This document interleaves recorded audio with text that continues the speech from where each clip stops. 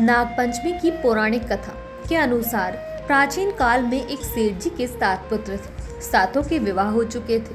सबसे छोटे पुत्र की पत्नी श्रेष्ठ चरित्र की विदुषी और सुशील थी, परंतु उसके भाई नहीं था। एक दिन बड़ी बहू ने घर लीपने को पीली मिट्टी लाने के लिए सभी बहुओं को साथ चलने को कहा तो सभी ढलिया और खुरपी लेकर मिट्टी खोदने लगी। तभी वहां एक सर्प निकला, जिसने बड़ी बहू खुरपी से मारने लगी। यह देखकर छोटी बहू ने उसे रोकते हुए कहा, मत मारो इसे, यह बेचारा निरपराध है।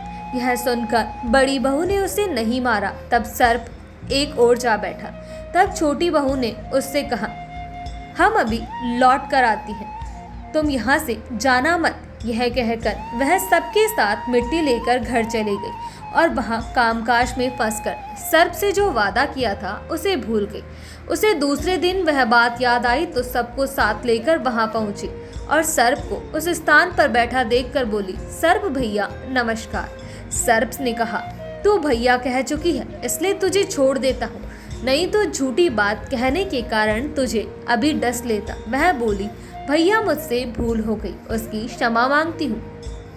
तब सर्प ने कहा, अच्छा तू आज से मेरी बहन हुई और मैं तेरा भाई, तुझे जो मांगना हो मांग ले। वह बोली, भैया मेरा कोई नहीं है, अच्छा हुआ जो तू मेरा भाई बन गया। कुछ दिन व्यतीत होने पर वह सर्प मनुष्य का रूप रखकर उसके घर आया और बोला कि मेरी बहन को भेज दो।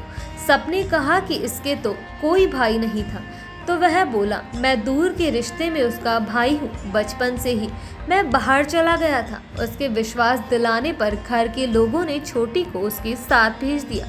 उसने मार्ग में बताया कि मैं वही सर्प हूँ, इसलिए तू डरना नहीं और जहाँ चलने में कठिनाई हो वहाँ मेरी पूंछ पकड़ लेना। उसने कहे अनुसार ही किया और इस प्रकार वह उसके घर पहुँच गई। वहाँ के धन ऐश्वर्य को देखकर वह चकित हो गई। एक दिन सर्प की माता ने उससे कहा, मैं बाहर जा रही हूँ, तो अपने भाई को ठंडा दूध पिला देना।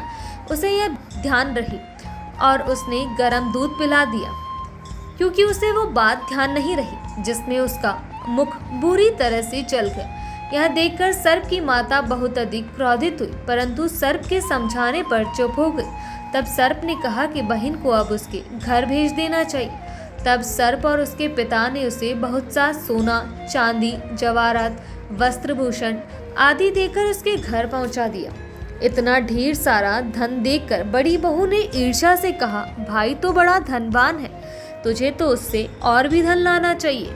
सर्प ने यह वचन सुना तो सब वस्तुएं सोने की लाकर दे दी। यह देखकर बड़ी बहू ने कहा, इन्हें झाड़ने की झाड़ू भी सोने की होनी चाहिए। तब सर्प ने झाड़ू भी सोने की लाकर रख दी। सर्प ने छोटी बहू को हीरे मोतियों का एक सुंदर हार दिया। उसकी प्रशंसा सुनी और बोली कि सेठ को बहू का हार यहाँ आना चाहिए। राजा ने मंत्री को आदेश दिया है, तुरंत वो हार राजमहल आना चाहिए। मंत्री ने सेठ को जाकर कहा कि उनकी छोटी बहू का हार महारानी पहनेगी। सेठ ने राजा का हुक्म मानकर हार मंत्री को दिला दिया। छोटी बहू को ये बात बहुत बुरी लगी। उसने सरप भाई को याद किया और कहा कि रानी ने मेरा हार छीन लिया, तो मैं कुछ ऐसा करो वो हार जब तक उसके गले में रहे तब तक सर्प बन जाए और वो हार वापस मुझे लौटा दे, तब वापस हीरे मोतियों का हो जाए। सर्प ने ठीक वैसा ही किया। जैसे ही रानी ने हार पहना वो सर्प बन गया। यह देख रानी चिल्लाई। यह देखकर राजा ने सेठ को आदेश भिजवाया कि छोटी बहू का तुरंत दरबार में पेश किया जाए। सेठ तुरंत बहू को लेकर राजा के यहाँ उपस्थित हुआ। राजा ने सेठ की बहू से पूछा कि तूने क्या जादू किया है, इसकी तुम्हें सजा मिलेगी। तो रानी ने हाथ जोड़कर कहा कि राजन, इस हार की यह विशेषता है, यह मेरे गले में रहेगा तब तक ही हीरे मोतियों का रहेगा, उसके बाद यह और जब इसे कोई और पहनेगा तो यह सर्प बन जाएगा। यह सुनकर राजा ने सर्प बने हार को सेठ की बहू को पहनने को कहा। उसने हार पहना, वो मोतियों का बन गया। यह देखकर राजा को उसकी बात का विश्वास हो गया और प्रसन्न होकर बहुत सारी मुद्राएं उपहार में दी। उसके बाद छोटी बहू अपने मिले इनाम को लेकर घर लौट आई। छोटी बहू के पास धन देखकर बड़ी बहू को जलन होने लगी। उसने उसको और सिखाया कि छोटी बहू के पास कहीं से धन आया है।